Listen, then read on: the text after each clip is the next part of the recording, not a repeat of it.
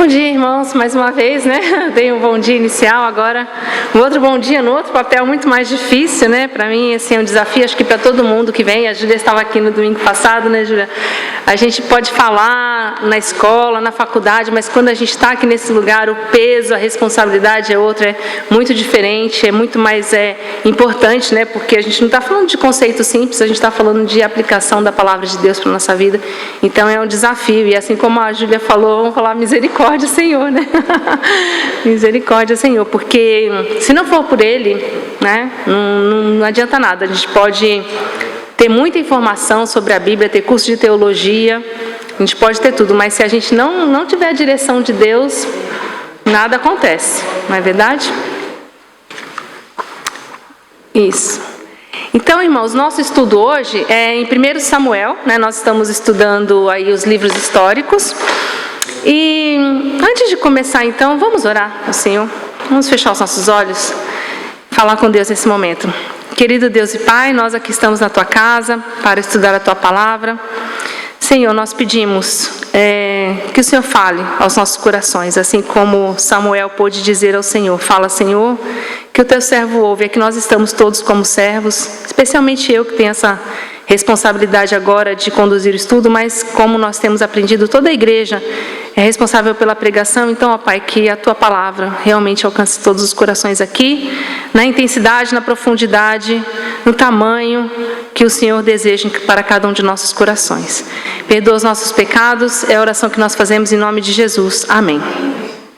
Bom, os irmãos receberam aí uma folhinha e o Samuel vai me ajudar, porque ele é muito rápido, né? Eu não vou olhar muito para cá, tá, Samuel, o que está acontecendo, mas você vai passando aí para a gente, para eu não me perder muito. Então, na folhinha que os irmãos receberam, nós temos aí um panorama geral, começamos com um panorama geral. E é bom que toda vez que vem alguém aqui, a gente aprende uma coisa, né? A gente quer aproveitar para a gente. E a Júlia, na semana passada, quando falou de Ruth, ela falou assim: olha, se fosse uma série Netflix, se fosse, né, um filme, o livro de Ruth seria um romance. Gente, 1 Samuel seria um romance, aventura, terror, animação, política, né, documentário e talvez até Tom e Jerry no final aí da história.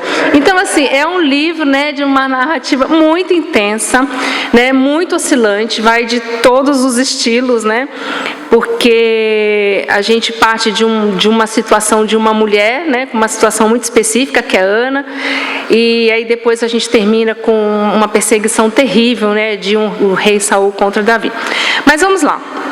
O panorama geral está lá no Velho Testamento, é um dos livros dos livros históricos. Ele está dividido em 1 Samuel e 2 Samuel. Por isso nós vamos estudar, eu vou estar com vocês semana que vem estudando o segundo livro, tá? Porque quando a gente vê a história, na verdade é uma continuação do outro, eles fazem parte do mesmo contexto. Então faz sentido que a gente veja junto, né? Assim como depois primeiro livro de Reis, segundo de Reis, primeiro de Crônicas e segundo de Crônicas. O livro recebe esse nome de Samuel, dada a relevância histórica desse personagem, que foi Samuel. Mas, com certeza, ou quase com certeza, não foi ele que escreveu o livro na totalidade, porque relata fatos que aconteceram depois da sua morte. Então, não teria como ele escrever se ele não estava ali como participante da história, né? Na Bíblia hebraica, os livros de 1 e 2 Samuel, eles aparecem na sequência de Juízes. Então, Ruth entraria depois, numa outra categoria de livros, né? Mas na Bíblia hebraica, ele entraria na sequência de Juízes. Então, aquele último versículo de Juízes: naqueles dias não havia rei em Israel e cada um fazia o que achava certo, já emendaria no livro aí de 1 Samuel, tá?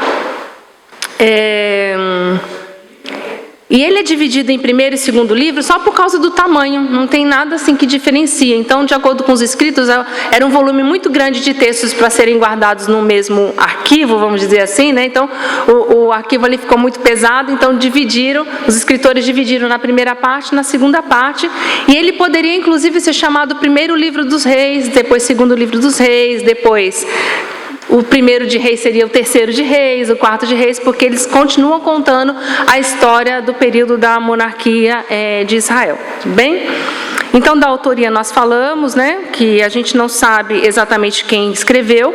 Existe uma suspeita de que tenha sido um dos sacerdotes, talvez Abiatar, uma parte delas, inclusive tem a história dele relatada no primeiro livro, porque ele acompanhou uma parte da vida de Davi e ele tinha acesso às escritas e à guarda de documentos. Possivelmente o nascimento de Samuel foi no ano 1100 a.C., onde começa a nossa história. Gente, o tema principal do livro de 1 Samuel, primeiro livro de Samuel, é o surgimento e o desenvolvimento da monarquia de Israel, tá? Sob Saul e depois Davi. E os três personagens, como a irmã Bernadette mandou lá no nosso grupo, né? A Bernadette já manda um aquecimento lá pra gente. 3 personagens principais desse livro, tá? Samuel, Saul e Davi, tá? Então a gente precisa lembrar desses 3 nomes, porque eles são os 3 personagens aí principais dessa história, e cada um deles com vários outros personagens secundários que vão dando os elementos aí para a história, que a gente vai ver alguns deles, né? Porque são muitos personagens ao longo da narrativa de 1 Samuel, e a gente vai ver aqueles que estão mais relacionados, tá? Como que a gente vai trabalhar? Vocês têm aí um quadro, não é? Que é a estrutura como está dividido, o primeiro livro e o segundo livro dos reis.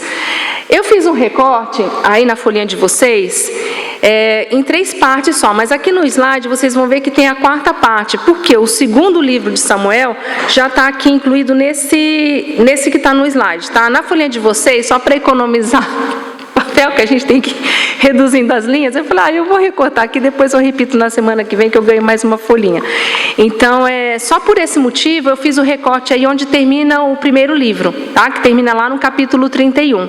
Estão vendo? Então, na folhinha de vocês está em 3 partes, aqui no slide está em 4 partes, incluindo o segundo livro de Samuel. Então, na semana que vem, a gente vai retomar dessa parte que vocês não receberam na folhinha, mas que está lá. Tá? Então, como que a gente vai trabalhar? Vocês têm um quadro, na primeira coluna tem 3 grandes blocos, que estão envolvidos o quê? Os 3 nomes dos nossos personagens, tudo bem? Samuel, Saul e Davi. Vocês vão ver que toda a nossa discussão aqui está em torno desses 3 personagens. A primeira parte conta da vida e no ministério de Samuel, que está dividida nessas 3 subpartes. Na folhinha de vocês, o que vocês perceberam aí? Tem um trechinho que está em negrito. Fala para mim, no item 1, lá, o nascimento e a infância de Samuel. Tem um itemzinho que está em negrito aí onde está. Quem que achou já? No quadrinho. Vamos todo mundo junto na mesma página. Tem um capítulo e um versículo. Oi? 2:10, tá? Então, vendo esse que está em negrito aí? O que acontece? Vou pegar uma ideia também do irmão Alexandre. Ele falou das pérolas, vocês lembram disso? Conforme eu fui estudando, eu vou trazendo as pérolas que para mim foram. Então, eu deixei em negrito, porque elas vão um pouquinho conduzir a nossa discussão. E eu gosto, a minha Bíblia, ela está assim, nessa Bíblia eu ganhei da irmã Bernadette. Olha que bênção, né? No ano 2000, ela já está com... já está na hora de uma nova, né? Já está com 23 anos a minha Bíblia. Mas assim, o que eu gosto de fazer? Eu gosto de pintar com lápis de cor ou grifar com caneta. Aí eu trouxe aqui uns lápis de cor. O nosso texto principal, que a gente chamava antigamente de texto áureo, é o que está aí quando Samuel responde ao Senhor. O que Samuel respondeu? Onde está aí o texto principal de vocês? O que Samuel respondeu? Podemos ler juntos. Fala.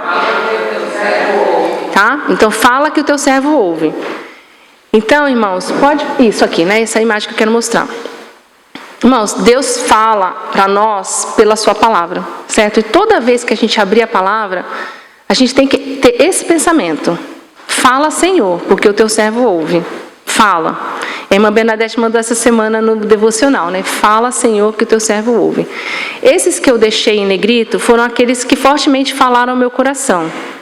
E eu trouxe esses lápis de cor aqui, não é só para enfeitar o púlpito, né, que ele ficou bonitinho, mas porque quem quiser, eu vou começar com a Silvia, quem quiser, pega um lápis de cor. Se esse foi o texto que falou ao seu coração, e se você gosta de marcar na sua Bíblia, ou se você gosta de marcar no celular, dá o destaque para esses versículos ou para outros que vocês entenderam que Deus falou ao seu coração, tá bom? Por que a gente pinta? Que depois fica muito mais fácil de encontrar. Que a gente fica assim, onde estava mesmo aquele versículo? Você abre, viu? Chamou a atenção ali o tal colorido, você vai achar rapidinho. Tudo bem? Entenderam? Estou indo muito atrapalhada? Desculpa se eu estiver muito atrapalhada aí, vocês me falam, tá bom? Tudo bem? Então, acho que isso, a B já pode me ajudar aqui. Se você quiser, pega um lápis. Depois, se você quiser devolver também, será bem-vindo de volta, né? Mas se você quiser ficar com ele na sua bolsa, para volta e meia você pintar um texto, também pode ser. Se a cor for muito escura, aí você pinta suave, tá bom? Que eu acho que não vai ter a cor preferida de todo mundo. Entenderam como é que a gente vai trabalhar? Então, a gente pode deixar a nossa Bíblia aberta. Na medida em que a gente for falando os trechos da história, e se você achar, diante dessa oração, fala, Senhor, que teu servo ouve, que Deus está falando ao seu coração por aquela palavra, você pode pintar o texto, tudo bem? E depois, se você pintou outros textos, no grupo você compartilha também. Tá? Então, vamos lá. Tudo bem? Tranquilos? Então, sigamos. Não, então, a nossa primeira parte, o nosso primeiro personagem é Samuel. E o primeiro trecho, né, que conta aí o nascimento e a infância de Samuel, é bem conhecido. E para mim, qual foi o texto que falou? Quem pode ler, por favor, esse versículo? Que para mim falou o coração e está lá, ó, projetado. E aí no quadrinho de vocês está em negrito, tá bom? Sempre o que tiver em negrito é aquele que a gente vai ler lá. Que está lá, e se você quiser abrir a sua Bíblia, também funciona. Tá bom? Quem pode ler? Do primeiro item, o nascimento e a infância de Samuel. Pode ler.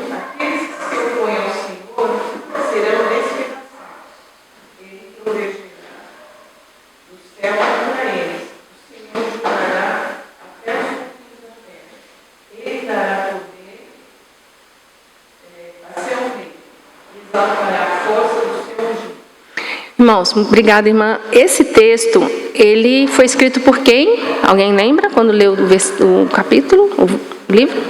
Ana. Então vamos lá. Aqui começamos então o primeiro núcleo, né? Samuel é filho de Ana. Ana é casada com Eucana, um levita que habitava na terra de Efraim. Qual que era a particularidade daquele casal? Ana não tinha filhos e acontecia uma coisa que foge no modelo familiar, que foge do padrão estabelecido por Deus, que o pastor Elias falou agora recentemente, né? O padrão familiar de Deus é um pai, né? Um pai, uma mãe e os seus filhos. O que fugiu aqui do padrão familiar de Deus na história de Ana? Tinha um terceiro elemento, que era Penina, tá? O texto diz, gente, que Penina, que era a segunda mulher de Samuel, provocava excessivamente para irritar. Mais uma vez aqui os períodos da poligamia, né? Há diversos momentos na Bíblia onde aparece esse modelo e ele é sempre complicado. Vocês lembram quando a irmã Bernadette falou da história de Agar? Né? Tinha lá Abraão, Sara, Agar. Lembram da história de Jacó, Lia, Raquel? Aí tem o filho preferido, a mulher que quer dar mais filhos. E nesse caso não era diferente. Tá? Eucana tinha duas mulheres, Ana e Penina. E Penina ficava ali provocando Ana, e Ana ficava muito triste. Com isso, ela começou a pedir a Deus um filho, né? Só que junto com esse pedido, ela faz um voto. Que voto é esse? Se ela tiver o filho, ela vai dedicar esse filho ao serviço do Senhor, vai dedicar na casa do Senhor.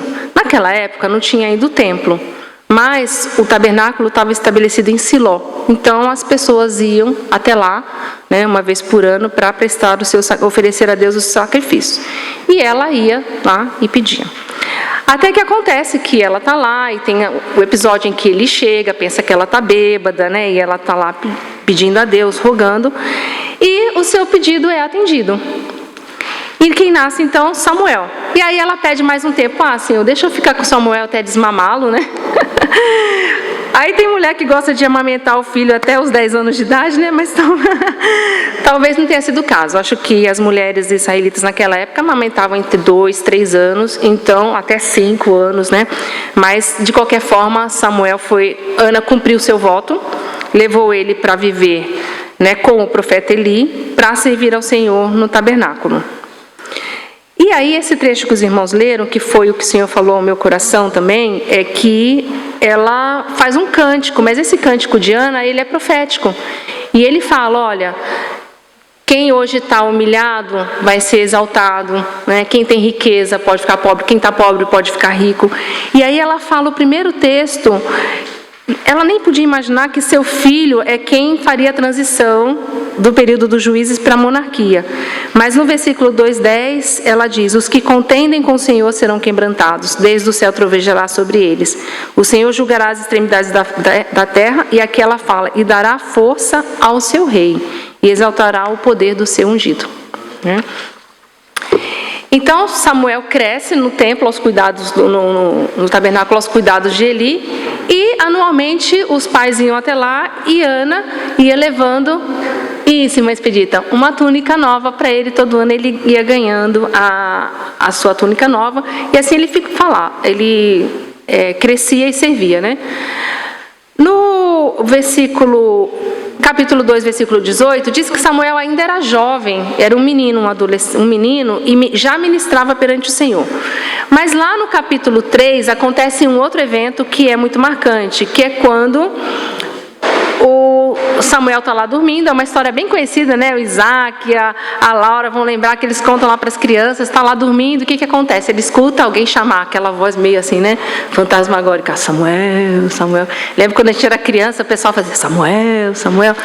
E aí ele vai lá, pensa que é Eli que está chamando, por 3 vezes ele vai, e da terceira vez ele percebe que Deus está querendo falar para Samuel alguma coisa. E aí ele fala, Samuel, quando você escutar de novo, você responde: fala, Senhor, que teu servo ouve.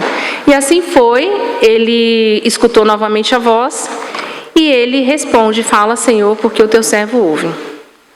Gente, quando a gente era criança, a história parava aí, né? Fala, Senhor, que teu servo ouve. Mas o que o Senhor falou para Samuel? Né? A gente sempre fala: fala, Senhor, que teu servo ouve. Mas qual foi o recado que Deus deu a Samuel? Um recado muito difícil para um jovem, não é? Porque acontece que Samuel recebeu de Deus uma instrução que não era nada favorável ao sacerdote Eli e aos seus filhos, o Hofni e Finéias, porque eles praticavam coisas que eram inadequadas na casa de Deus, né? E aí ele fala: não, Samuel, não me poupe nada, me fala tudo o que você tem que me dizer, porque eu preciso saber o que Deus disse a você. E assim a gente termina o primeiro núcleo aí da nossa história. Depois, a captura e a volta da arca. Aí vocês vão lembrar da irmã Maria José, que contou lá, né? Lá na época do YouTube. Depois aqui a gente repetiu esses personagens. Que vem Eli, profeta Eli, com seus filhos Hofni e Finéias. Quem pode ler o texto que está ali de destaque, por favor? E se vocês acharem que fala ao seu coração, você pode pintar na sua Bíblia. Quem pode ler, por favor? E os homens de Bersêmes perguntaram: quem pode permanecer na presença do Senhor, esse Deus Santo? A quem enviaremos a arca para que ele se afaste de nós? Aqui mostra o peso, né, o significado da Arca da Aliança, né? Quando a arca volta, todo mundo fica ali curioso, querendo ver, e naquele episódio morrem ali 70 pessoas, e aquele temor, né, da presença do Senhor toca muito, né, os israelitas, e eles falam: quem pode chegar diante da presença do Senhor? Bom, eu vou deixar vocês verem de novo, repetir a lição lá com a irmã Maria José, mas basicamente a história de Eli era o seguinte: os filhos dele, Hofni e Finéias, que também eram sacerdotes, cometiam os piores crimes na casa de Deus. Vocês lembram alguns desses crimes que eles cometiam? Prostituição, o que mais? Roubo. Eles comiam as carnes, né, que eram dos sacrifícios. Então, assim, o povo era oprimido por esses sacerdotes. O povo chegava lá para levar a oferta, né, e a irmã Maria José lembrou: olha, né, essa corrupção, ela existe desde muito tempo, né, barganhar, negociar, né. Eu estava falando com meu pai e com a minha mãe de uma série Netflix que tem, né, como é que chama aquela lá, pai, que eu falei para vocês, do coreano lá, que vão dar, lembra? Em Nome da Fé, acho, em Defesa da Fé. Em defesa da fé. Então são vários episódios de líderes, né, que usam de estratégias diabólicas para manter os seus fiéis e fazer as coisas mais horríveis com esses fiéis. E das ideias assim mirabolantes e do comando que eles fazem, uma que assim que causa um prejuízo muito grande para o exército, né, de Israel, é que quando eles estavam lutando contra os filisteus, que era um inimigo já recorrente aí, né? Os filisteus eram um inimigo recorrente do povo de Israel. Era um povo que vivia ali na costa sul da Palestina, dividido em 5 territórios, mas eles tinham, né, um exército poderoso, eles tinham um poder bélico impressionante, tinham soldados, eles dominavam o ofício de produzir armas com metais. Lá na frente, na outra batalha, né, os israelitas não sabem afiar os metais, não sabem trabalhar com os metais, e aí eles precisam dos filisteus para arrumarem as suas próprias armas, para que os israelitas pudessem lutar contra eles mesmos, né? É mais ou menos assim, os Estados Unidos falam assim para a Rússia: ó, Rússia, me vende aí umas bombas, porque eu vou soltar em vocês, né? É mais ou menos isso. Então, os filisteus, eles tinham esse poder, né? Eles tinham arqueiros, condutores de bigas, então era um exército muito, muito forte, e diversas vezes eles estão lutando lá contra os israelitas. E nessa ocasião, eles levam, né, os israelitas, conduzidos aí por Hofni e Finéias, levam a Arca da Aliança para o campo de batalha. Só que a arca, ela não podia sair do seu lugar sagrado, ela não podia. Esse foi um grande problema, né? Mas acho que eles já estavam tão acostumados assim a dar o jeitinho deles, então levaram para lá pensando: bom, se Deus estiver, eles vão ganhar. O fato é que quando, né, os filisteus viram a arca, houve aquele tumulto, todo medo, e eles se apoderaram e falaram: vamos roubar isso aqui. E aí eles roubam a arca. Só que o que acontece? Depois que eles roubam a arca, vem uma grande tragédia, né, sobre eles. Eles colocam lá do lado do deus Dagon, aí o deus cai, quebra a cabeça, quebra o braço para um lado, o pessoal começa a morrer, começa a ter úlcera, e tira essa arca daqui, leva para outro lugar de novo, o pessoal começa a morrer, ter úlcera, leva para outro lugar, enfim. Final, como é que a gente vai se livrar? Obrigada, puxa, hoje eu estou precisando mesmo. Como é que a gente vai se livrar desse negócio aqui que está destruindo a gente? Aí foi quando teve o episódio das vacas, né? Eles colocam a arca numa carroça, põem os bezerros aqui e falam: ó, se a arca, as vacas vão levar a arca com uns presentinhos meio esquisitos, né? 5 ratinhos de ouro, 5 ratinhos de ouro, 5 tumores lá, leva junto. Se essa vaca for para as crias, isso aí não tem nada a ver com o poder de Deus, foi só o acaso, Deus não tem nada a ver com isso. Mas se as vacas voltarem para o lugar onde estão os israelitas, então a gente Bet-Semes, que é o texto onde vocês leram, então a gente vai entender que é de Deus. Bom, soltaram as vaquinhas, né? Foram para onde as vacas? As 2 vacas.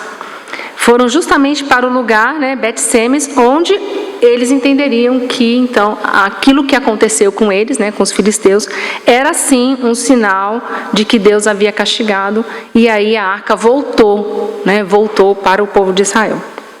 Tudo bem, gente? Só que aí eles ficam, né, naquela situação, e aí, o que acontece, né, com tudo isso? O que acontece com Eli, antes, na verdade, antes das vacas voltarem, pulei aqui um pedaço da história, o que acontece com Eli? Quando os israelitas pedem, roubam a arca, o que acontece com os filhos de Eli e Eli? Seus filhos são mortos, né, assim, juntamente com 30 mil homens que foram mortos, israelitas. Eli, quando recebe a notícia, cai duro, né? Cai na cadeira. Ele era obeso, idoso, cego, quebra o pescoço e morre ali naquela cena bastante trágica, né? Agora, um detalhe, irmãos, é que ele foi sinalizado diversas vezes, né, que seus filhos estavam fazendo as coisas erradas. Não foi falta de aviso, né? E ele não conseguiu ser pulso firme ali com seus filhos.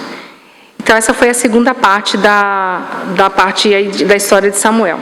Mas depois vem a vitória sobre os filisteus. E aí o texto lindo. Quem pode ler, gente, por favor?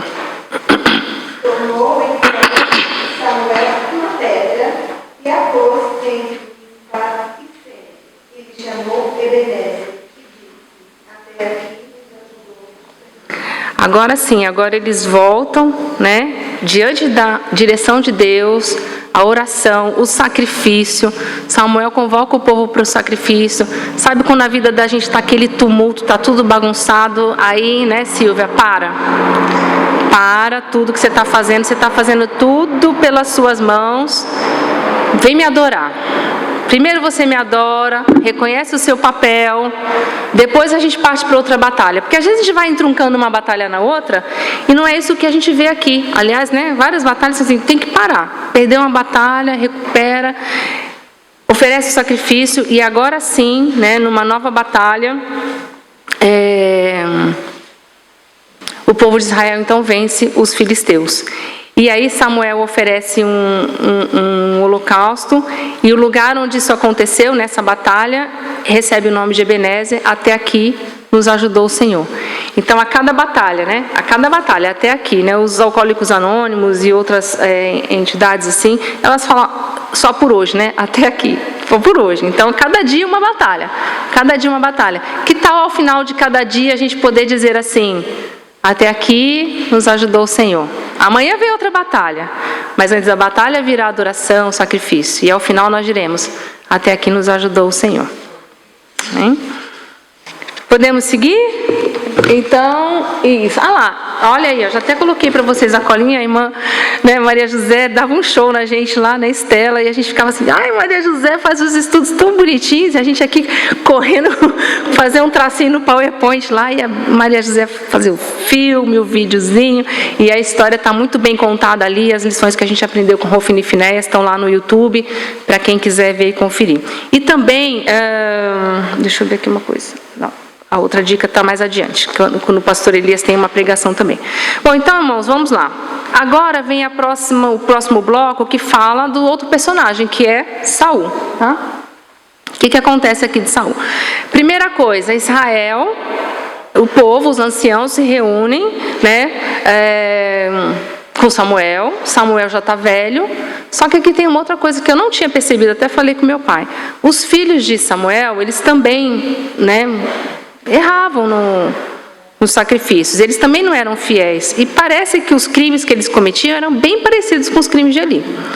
Aí eu falei assim, meu pai, por que os filhos de Eli foram castigados e os Samuel não foram? Aí ele falou assim: mas a Bíblia fala que eles não foram castigados.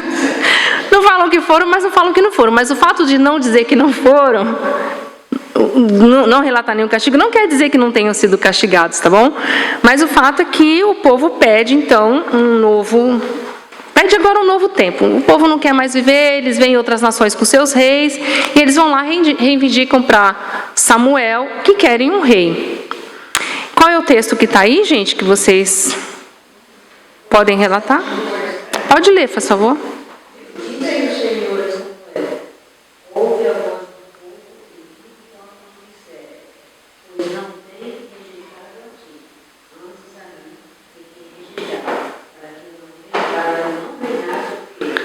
Isso. Gente, imagina Samuel, né? Está coordenando ali o povo. Samuel foi o homem mais importante, né, para o povo depois de Josué, um dos líderes importantes, assim como Moisés, como Josué. Samuel foi um grande líder, ele está ali fazendo tudo, vai de um lugar, vai para o outro, julga, escuta, está lá trabalhando, e de repente vem um grupo e fala assim: ó, então, você já está velho, seus filhos também, não, a gente não quer mais, né? A gente quer agora um rei. Então, os comentaristas falam que, no primeiro momento, Samuel entendeu que a repulsa do povo era contra ele. Mas aí o Senhor responde para ele: não é a você, Samuel, que eles estão rejeitando. Eles estão rejeitando a mim, mas vamos em frente, vamos fazer o que eles estão pedindo. Só que você vai dar o recado. O que pode acontecer com esse pedido que eles estão fazendo, né? E aí Samuel, a postura de Samuel é: fala, Senhor, que o teu servo ouve. Então, Samuel vai fazer o que Deus pede a ele para fazer. Samuel então dá o alerta que ter um rei pode significar opressão, controle, mas mesmo assim o povo queria um rei, e assim iniciou-se o processo de Samuel para a escolha de um rei de Israel. Aí a próxima etapa é a vida política de Saul. Quem pode ler o versículo, por favor?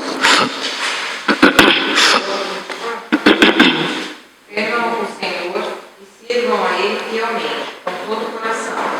Lembrem das grandes coisas que ele fez por vocês. Exato. Então, assim, o povo poderia ter um rei, qualquer que fosse, mas ele deveria servir a quem?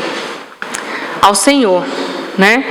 Então, o que Deus está dizendo ao povo é que eles devem servir a Deus. Ele deve ser o rei do povo, né? Tem que servir ao Senhor. Porque depois a gente vai ver que o povo tinha o desejo de ter um rei, mas esse rei que o povo queria, gente, era um rei segundo o coração dos homens. Quem que você gostaria de ter para um rei? Um jovenzinho assim desse tamanho, né? Que é lá pastor de ovelhas, tal, ou um homem imponente, né? Saul, gente, na hora, ele tinha pinta de rei, ele tinha cara de rei, ele tinha postura de rei. Diz, né, que as pessoas simpatiam no nome dele. Então ele devia ser aquela pessoa, né, que sobressaía de todo mundo, forte, bonito. Tem a história toda de como é que Samuel chega até Saul, né? Então Saul está lá perdido, procurando as jumentas do seu pai, né? E aí ele fica perdido, mas Deus falou para Samuel: olha, vai aparecer um rapaz procurando umas jumentas e você vai fazer assim, assim e tal, e você vai ungir o rei. Imagina, né? Saul chega lá procurando, já estava preocupado: o que eu vou fazer agora? Não sei para onde que eu vou chegar lá, já está todo mundo preocupado em casa.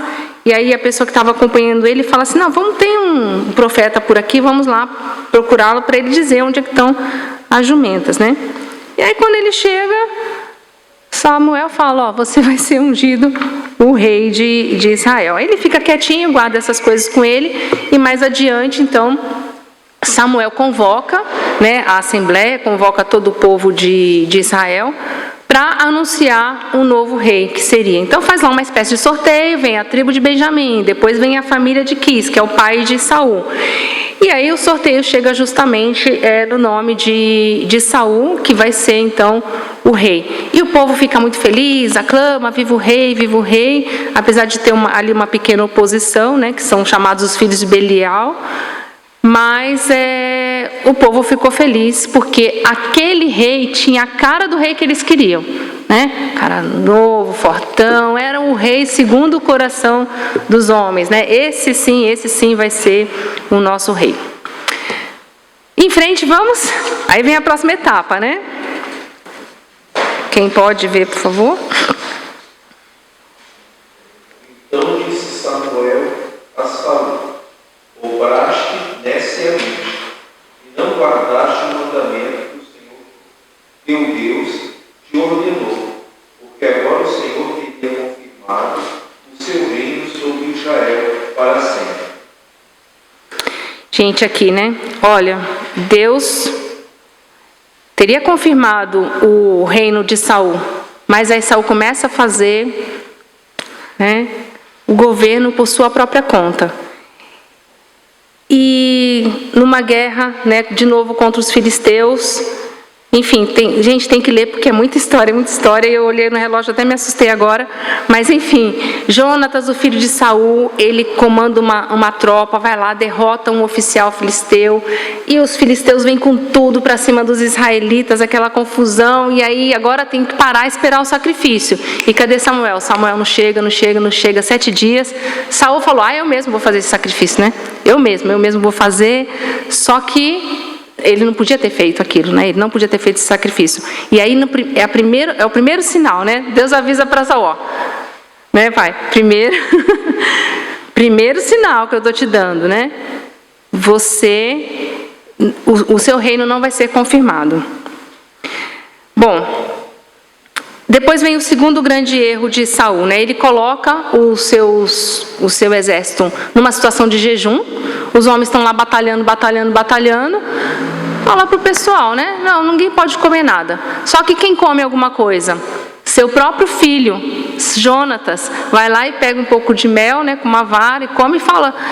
O texto fala que os olhos de Jonatas voltaram a brilhar. Pensa, gente, a pessoa está em jejum. Um pouquinho de açúcar, né? Voltou à vida. E ele queria que todo mundo comesse. Só que não tem um decreto do rei que não pode comer. Só que qual que foi o problema desse decreto do jejum? Havia uma orientação que ninguém, né, deveria comer a carne crua, comer o sacrifício. Só que como eles estavam com muita fome, na hora que eles pegaram os animais, os israelitas estavam sob aquele jejum. E como eles estavam com muita fome, quando eles pegaram, foi com sangue e com tudo a carne, né? E eles não podiam comer por conta da lei de Moisés. Eles não podiam comer a carne com sangue. E aí, então, eles acabaram violando a lei do Senhor em mais um episódio que demonstrou a imprudência de Saul. Aí vamos para o nosso terceiro e último personagem aí, que entra alguém na história que vai deixar Saul terrivelmente perturbado e que vai mudar toda a nossa história, né? Depois teve mais um episódio quando Saul deveria combater os amalequitas para pagar uma dívida antiga. Lembra quando a gente viu lá no Êxodo que eles deviam, agora eu não lembro exatamente em qual era acho que era no Êxodo mesmo, onde está relatada essa história, mas os amalequitas deveriam deixar o povo de Israel passar por ali, e eles não deixaram. Então agora Deus fala para Samuel, lembra aquela conta antiga lá? Vai ser agora, né? Porque agora eles vão pagar por não terem deixado o povo passar. E aí, a instrução, mata tudo, né? Mata todo mundo, não deixa ninguém vivo, mata os animais, mata tudo, não pega nada. Né? O que Saul fez, gente? Preservou os animais mais bonitos, mais gordos, né? Mas deixou o seu rei vivo, né? Deixou vivo. E aí Samuel chega lá, de madrugada, Samuel falou, tem alguma coisa que está estranha, meu Deus. Samuel vai lá visitar Saul. Quando chega lá, fala assim, Saul, você fez tudo o que eu falei? Fiz tudinho. Daqui a pouco Samuel escuta os balidos dos animais, uns sininhos. Que barulho de animais são esses daí, né? Aí Saul tem que falar, é verdade, a gente pegou alguns lá, né, alguns bois, algumas ovelhas, né, os bichinhos, mas é para oferecer o sacrifício ao Senhor. Aí, gente, o texto maravilhoso diz, quem pode ler? Capítulo 15, versículo 22. Porém, Samuel disse, tem porventura o Senhor tanto prazer em holocaustos e sacrifícios, como que se obedeça a palavra do Senhor? Eis que o obedecer é melhor do que o sacrificar, e o atender melhor do que a gordura de carne. Perfeito. Olha que texto maravilhoso. Irmão, se Deus está falando ao seu coração, falou tanto ao meu, Ele não quer esse sacrifício, Ele não quer. Não adianta você falar, Senhor, é para o Senhor que eu fiz isso. Ele não quer esse sacrifício, Ele quer a obediência, Ele quer o temor, Ele quer a devoção. Ele rejeita esse sacrifício. Então, é melhor obedecer do que sacrificar. Obedecer é melhor do que sacrificar. Eu não preciso dessa gordura desses carneiros, era para ter matado. Gente, e esse trecho da história termina assim, Samuel acaba matando o rei Agag, que era o rei dos amalequitas, porque Saul não cumpriu o que ele tinha que fazer. Bom, aí vem a história de Davi ungido rei. Deus já tinha falado claramente para Samuel, não, esse aí não vai ser, esse não é o rei segundo o meu coração, agora eu vou te mostrar o rei segundo as minhas características, que não são essa, alto, bonito, né, loiro, forte, não é esse não, eu vou te mostrar agora o rei que eu quero. E aí vem a história, quando Samuel sai para procurar a família de Jessé. Vem o primeiro filho, né, Jessé traz o primeiro, Eliabe. Samuel falou, pronto, é esse, olha lá, ó, homem bonito, forte, pinta de rei. Gente, o que Deus responde? 16:7, vamos lá, o que Deus fala? O Senhor disse a Samuel, não considere sua aparência e sua altura, pois o objetivo. O Senhor não vê como homem, o homem vê a aparência, mas o Senhor vê o coração. Perfeito. Gente, quando Samuel viu Eliabe, na hora ele já pensou, é esse. Mas ele falou, não, eu não estou olhando para a grandeza, eu não estou olhando para a beleza, eu não estou olhando para a riqueza, eu não estou olhando para a sua casa, eu não estou olhando para nada disso. O que Deus vê é o coração. Chega, então, ao rei Davi, porque ele estava lá no campo. Aí Samuel falou, não tem mais ninguém, não? Tem um, mas é um pequenininho, é um adolescente, está lá. Não, traz esse. E aí quando Samuel olha para Eli, fala, desculpa, ele não, olha para Davi, ele fala, pronto, é esse, né? E aí ungiu com óleo. Aí acontece uma aproximação na próxima etapa, onde Davi está na corte de Saul. Aí outra história também bem conhecida, que a gente não vai repetir aqui, que é quando Davi se apresenta para enfrentar o gigante Golias, e a gente já viu, né, algumas vezes recentemente, a gente não precisa repetir a história, depois também está lá a dica do YouTube para vocês reverem. Gente, só que isso suscita, né, essa vitória de Davi sobre Golias, suscita em Saul uma inveja muito grande, né? Porque agora as mulheres falam, Saul matou 1000, mas Davi matou milhares, dezenas de milhares, né? E o seu filho Jonatas desenvolve uma amizade, um amor muito grande por Davi. E aí ele começa, né, Saul, como é que eu vou matar esse cara e agora, né? Ele já sabe que Deus já falou claramente para ele, você não vai ser o rei, você não é o meu rei, eu vou colocar um outro, né? E aí Saul começa a ver em Davi esse potencial. Daí ele pede um dote, gente, bem curioso, né? A Bíblia tem uns negócios bem curiosos, né? Daí ele pede um dote muito esquisito, né? Podia ser cavalos, podia ser, mas ele pede o prepúcio, né? Aquela pelezinha do pênis do homem, que faz. Ele pede 100 prepúcios de filisteus. 100 prepúcios de filisteu para dar à filha Mical. Porque quando Saul chegou e falou assim, olha, Davi, é proibido para menores essa parte, né? Quando Davi chegou, né? Saul chegou, quem tiver coragem de lutar com Golias vai casar com uma filha minha. Só que essa primeira filha não deu muito certo, então Davi falou, não sou digno, então, mas aí Mical, né? Que rolou uma fera ali entre eles, ele fala, com Mical eu caso. Mas aí Saul pede esse dote, gente, só que Davi falou, tá fácil, né? Trouxe numa bandeja 200, né? Imagina ele chegando, né? Com 200. Gente, mas na verdade, Saul queria colocar Davi numa situação para ele ser morto, mas Davi não era só homem assim de levar desaforo para casa. Vamos terminando, tá? Mais um pouquinho só de paciência.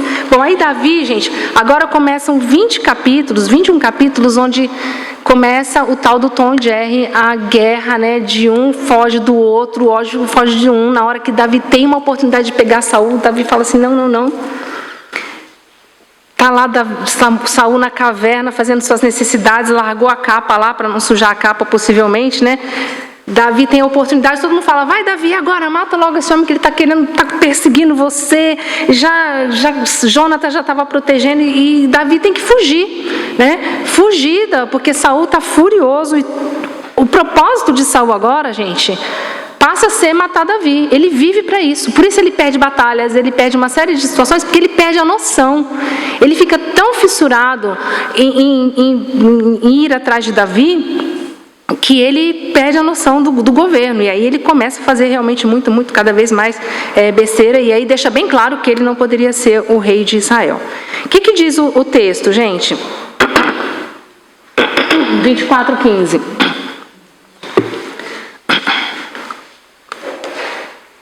O Senhor seja o juiz e nos considere ele minha causa e a sustente. E ele me julgue, livrando de suas mãos. Isso, porque quando Davi teve a oportunidade de matar Saul, só que Davi falava assim, ele avisava, né? Saul, tive a oportunidade de te matar. Não era assim, ninguém ficou sabendo. Ele dava um jeitinho também de Saul ficar sabendo, Davi, Saul, tive a oportunidade de te matar. Mas eu não te matei, eu sou uma pulga, eu sou um cão morto, Davi fala, eu sou um cão morto. Quem vai me defender é Deus, que é o juiz, eu não vou te matar. Apesar de todo mundo falar, aproveita Davi essa oportunidade. Davi teve 2 oportunidades, né? Nesse momento em que Saul estava na caverna fazendo as suas necessidades, e a outra vez quando Saul estava dormindo no acampamento, com a espada do lado, chega lá, né? Davi, com a oportunidade, todo mundo dormindo, né? Abner, todo mundo lá dormindo. Daí, Davi fala de novo, não sou eu que vou fazer isso, porque não sou eu que vou conquistar esse reino. Se tiver que ser, quem que vai me colocar é o próprio Deus. Gente, no final, Saul morre numa batalha contra os filisteus, né? Enquanto isso, Davi está lá batalhando outra guerra para conseguir suas mulheres de volta.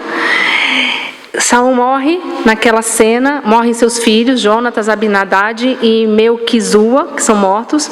Daí Saul reconhece que estava perdido, que morreria ali. Aí ele pede para o seu escudeiro tirar a sua própria vida. O escudeiro fala, não, eu não posso matar o rei. Ele se lança sobre a sua espada e ali, ele mesmo, Saul mesmo, encerra o seu reinado. Não precisou Davi fazer nada, não precisou ninguém fazer nada, ele mesmo cavou o próprio fim do seu reinado. Bom, gente, eu acabei correndo, não falei que Samuel morreu, mas enfim, depois vocês vão ler lá tudo isso, né? Tem muita história e vão procurando aí os textos onde Deus fala ao seu coração. Para concluirmos, gente, hoje nós celebramos antes tem só aqui.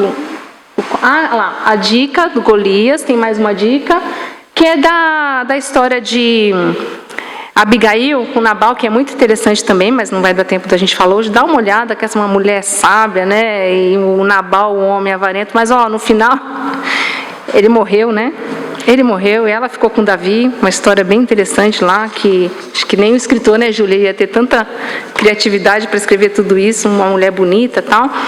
E o homem, o Nabal, um tolo, mas salvou ali também a vida do seu povo. Gente, 3 momentos de ruptura da história que vão nos apontar para Jesus, que vocês têm aí no quadro, tá? Esse aqui é dos próximos capítulos, tá? É a lição da Silvia, que é 2 Samuel, onde a gente vai olhar mais para a vida de Davi. 3 eventos, vocês têm o quadrinho aí. Esses 3 eventos de ruptura é o quê? 3 momentos na história, onde a história mudou de rumo. Primeira ruptura, olha aí na folhinha. Ana gerou a Samuel. Esse evento mudou a história dela, de Ana, mudou a história da família dela, mudou a história do sacerdócio, por fim mudou a história da humanidade. Então, esse evento, quando Ana é atendida na sua oração, que ela esperou muito tempo por isso, mudou o rumo da história. E aí Samuel tem um propósito. O propósito da vida de Samuel é escutar a voz de Deus e conduzir o povo segundo os comandos dele. Fala, Senhor, eu estou aqui. Mesmo que não seja exatamente o que eu quero ouvir, eu vou escutar e eu vou falar para o povo. Ele levava a oferta como sacerdote, trazia a mensagem de Deus para o povo, era o profeta. Depois, o segundo momento é a instauração da monarquia. Quando, então, termina o período dos juízes e começa o período da monarquia. E aí o primeiro rei é Saul. Mas esse primeiro rei era um rei segundo o coração dos homens. Pinta, né, com cara de rei que os homens querem. Mas aí esse formato de rei também muda a forma de governo, muda a forma de como eram conduzidas as vidas e o contato com Deus também. E o propósito da vida de Saul, no final na segunda parte da sua história, era manter-se no reino por suas próprias forças. Ele queria de qualquer jeito. Mas aí o terceiro momento aí, ruptura da história, é quando surge um novo rei segundo o coração de Deus. Agora sim, um rei nos moldes que Deus esperava para o seu povo, que vai nos conduzir a Jesus. E Jesus nasce da linhagem de Davi. Jesus deveria nascer de um rei, da linhagem de um rei. E esse rei que Jesus vai nascer lá, alguns séculos depois, é Davi. Tá? O netinho da nossa personagem Ruth. Tá bom? E o objetivo de Davi era viver na dependência de Deus. Vários salmos foram escritos no período em que Davi estava lá no deserto, e escondendo de Saul, e no Salmo 63:3 diz: porque a tua graça é melhor do que a vida. Era isso que Davi buscava. E para concluirmos, né? Então hoje nós celebramos a Páscoa. Jesus é o nosso rei, irmãos. Jesus é o nosso rei. O profeta Samuel, ele iniciou o período da monarquia. Mas o nosso rei, né, depois o povo foi perseguido, foi para o exílio, ficaram sem um reinado, e agora o povo espera um novo rei. E quem é esse rei que vem? Jesus. Na cruz de Jesus estava escrito, né, Pilatos escreveu: Jesus Nazareno, o rei dos judeus. Né? Mas a cruz não ficou lá, e o versículo que nos fala hoje, Apocalipse 11:15. Os reinos do mundo vieram a ser do Senhor e do seu Cristo, e Ele reinará para todo sempre. Amém, meus irmãos? Desculpa que eu avancei tanto no horário.